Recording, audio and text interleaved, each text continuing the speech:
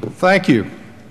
First, we were on the fast track, then the slow track with a postponement into July, and now we're back on rush hour scheduling, being told that fast track that has been mangled in the meantime with new changes, that it has to be approved by high noon today.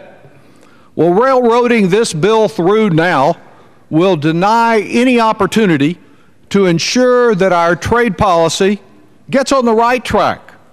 The fast trackers, they've rejected every constructive improvement for a better trade measure that we have advanced.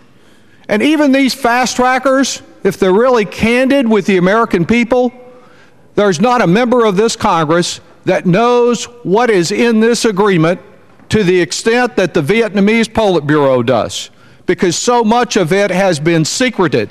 We do not have one word that has been made public or accessible to us about how it is that Vietnam will enforce provisions to assure greater worker freedom and opportunity instead of being part of a race to the bottom.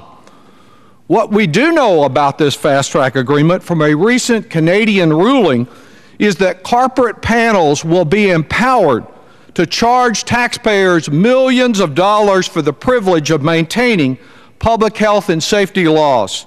The language which my colleague from Texas has referred to, preserving American laws, that's really meaningless, because yes, they're preserved, but when your city or your state acts to protect you, foreign corporations are accorded more rights than American businesses, and they can demand millions for keeping that law in place. And what we do know is that since last week, this railroad has picked up some mighty unsavory characters.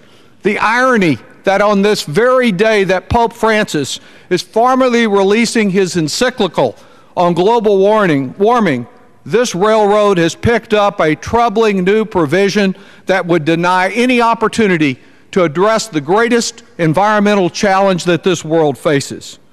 Even TPP supporters concede that it looks like a charter for corporate America rather than a high-level trade agreement. We learn, I think, more from USTR's past failures than from its current promises. USTR has never in its history successfully challenged worker or environmental abuses by any of our foreign trading partners. Usually the reason that USTR fails is that it doesn't really try. It doesn't seem to have a belief in law enforcement when it comes to worker and environmental abuse. In Guatemala, it took it 8 years to even bring a dispute. In Honduras, it took nearly 4 years to issue another bureaucratic report. In Peru, we cannot get the audit that USTR was responsible for obtaining. You know, asleep at the wheel is a great Texas swing band, but it is a horrible philosophy for trade law enforcement. Reject this rule. Help us get a better trade policy, protect American families, advance our economy. We can do better than this by rejecting this rule. Time has expired. Gentleman from Massachusetts reserves. Gentleman from Texas is recognized. Mr. Speaker, I reserve my time.